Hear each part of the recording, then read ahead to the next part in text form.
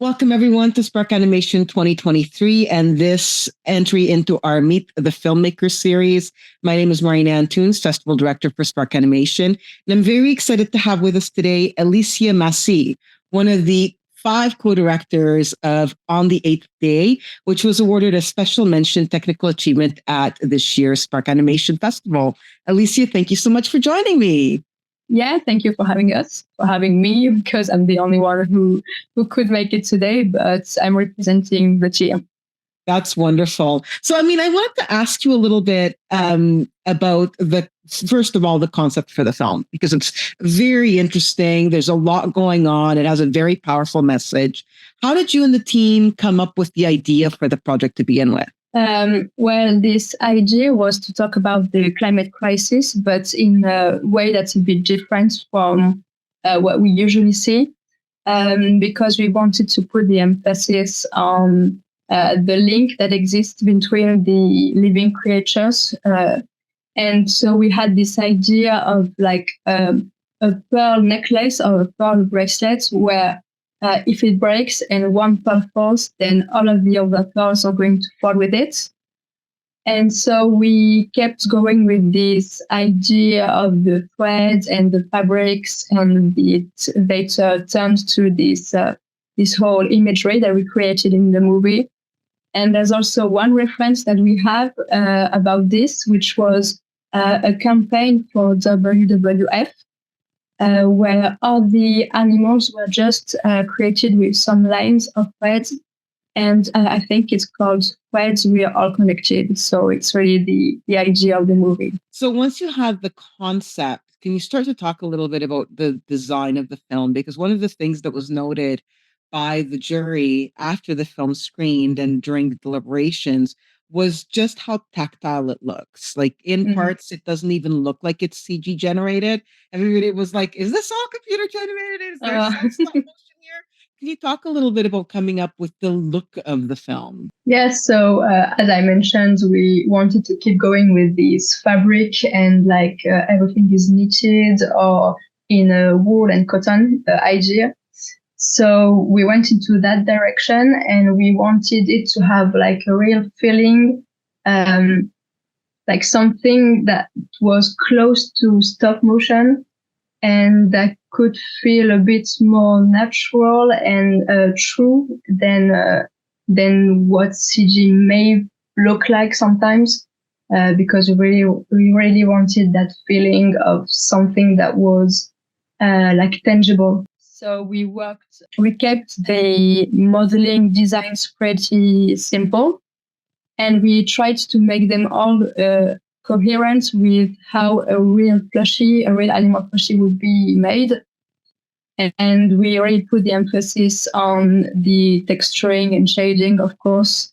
And it was also a bit of a headache because we wanted to add hair everywhere, which can be quite painful in CG animation. But it was like, I think it really makes a difference in the end results. Well, you mentioned the hair, and that's one of the things that I wanted to ask you about, because I mean, I'm assuming there are some very unique technical challenges to a film that looks like The Eighth Day does.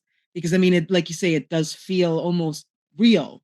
And you can see there's the little hairs that sort of float through some of the pictures as well. Can you talk a little bit more about that challenge and how you guys overcame that? Yes, so unfortunately, I'm not going to be able to go deep into the details because I was not so much on the technical part. But we realized that it was a challenge very early on. We did our very, very first visual tests on Maya, and it's just one image was really so long for the scene to load. Everything was slow. It was really problematic. So we switched to Houdini, which deals with hair a little better. And we had to use Aspice. So we had a whole setup created by our technical artists where we imported the alembic of the animation. We imported our groom, and then the groom was animated, and we tried to optimize the cache. But yes, this whole workflow makes it a little more lighter for us to work with. But the problem with that is that you cannot like touch in the scene once it's done. So if you want to adjust the foot of the animal just a little bit, then it will not work. We want to instance the files as much as possible, so we cannot have too many unique animations, for instance. So it really is like a balance of what is worth having hair, what is not. And same for the floor. Sometimes we even put hair on the floor when it was a close-up. So we really had to optimize just what's seen in the camera, and everything else does not have hair.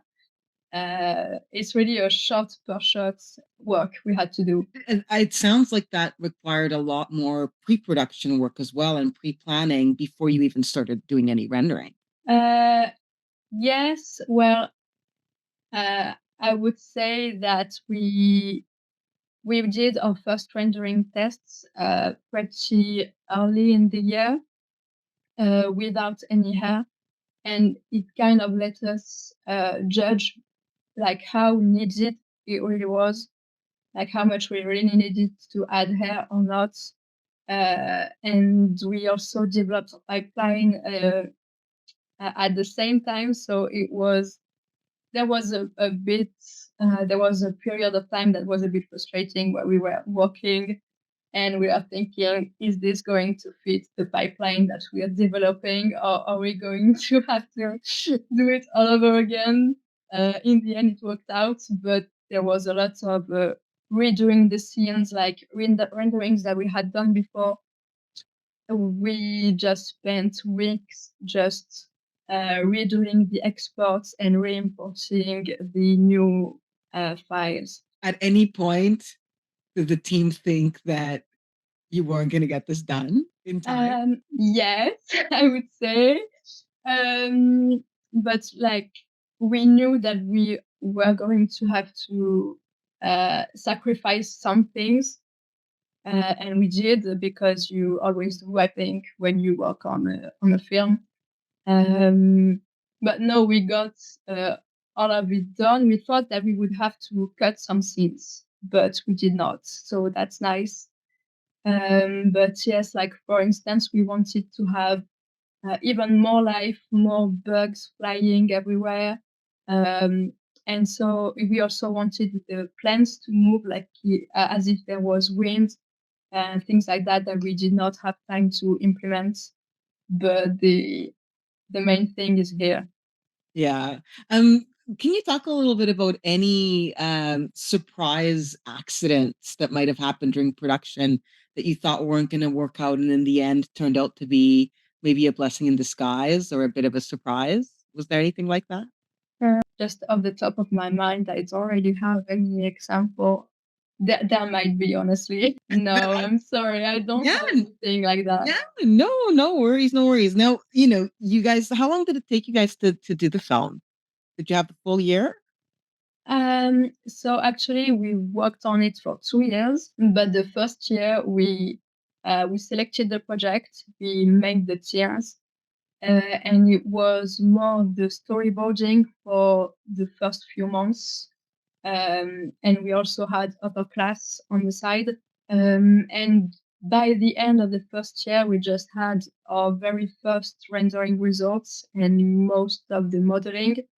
But the real production really started in November and ended in July. You were talking a little bit about concessions that had to be made because of, time and production and everything else. Is there something you guys would have done differently, knowing now what, what the process was going to be like? Yes, one of the big problems that we had with our film was also because every animal is connected with a thread to a river.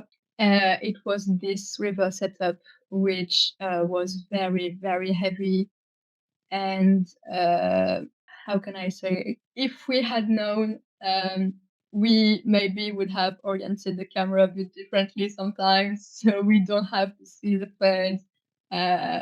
We would have made it a little more gentle for the computer and for the tech artists, because it was really a lot to deal with. You mentioned, the film does have a very strong message and it really comes through beautifully. If there's only one thing that people take away from seeing the film, what would you hope that takeaway would be? I just like we just wanted to like open a bit more of the dialogue, and we know it's nothing new talking about the climate change, especially with something that can be oriented towards young children, because our film I think is appealing to young kids. But we wanted to put it in this perspective of like it does not just affect the animals and the plants and everything, it also affects us.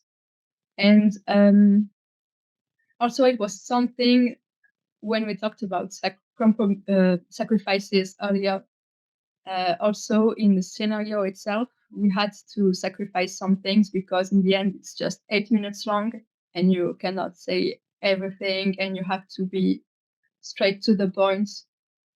We wanted to add things. We didn't want to show the human as the mean guy for once.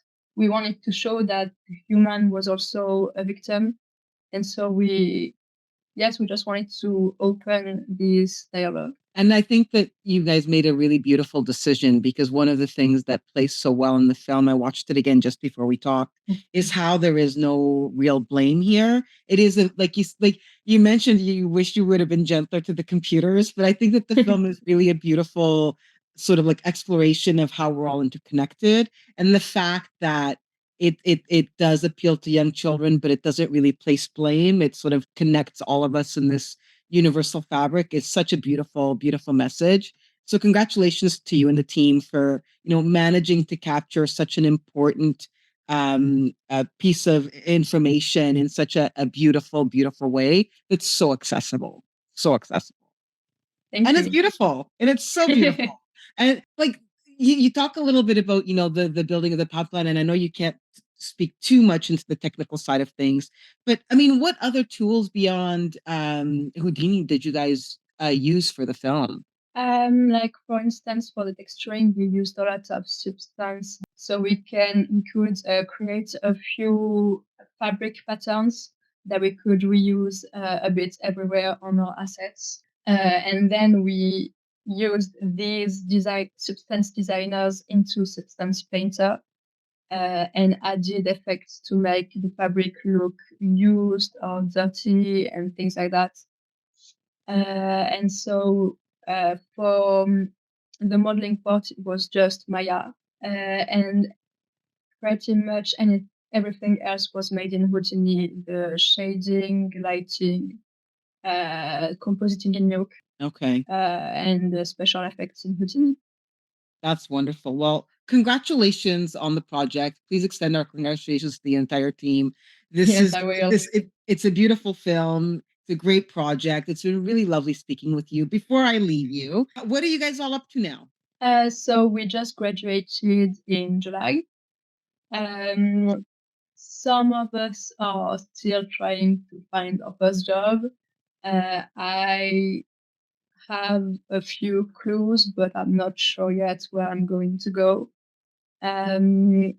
We also had a little bit of the impact of the strike that happened in the US, because some productions, even in France, depend on the US projectors and all. But I think it seems like it's starting again now, so that's a good thing.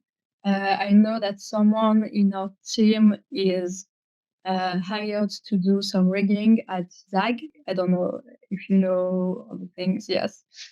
Someone else does some texturing and shading at N-Wave Studios. Okay. And someone else does compositing in a post-production studio course. Wonderful. Well, it is a beautiful showcase of your work. Congratulations again. Thank you so much for taking the time to speak with me. And I hope that one of these days we will see you in person at Spark Animation. Yes, maybe. Would be nice. Thank you so much, Alicia. It's been a real pleasure. Thank you too.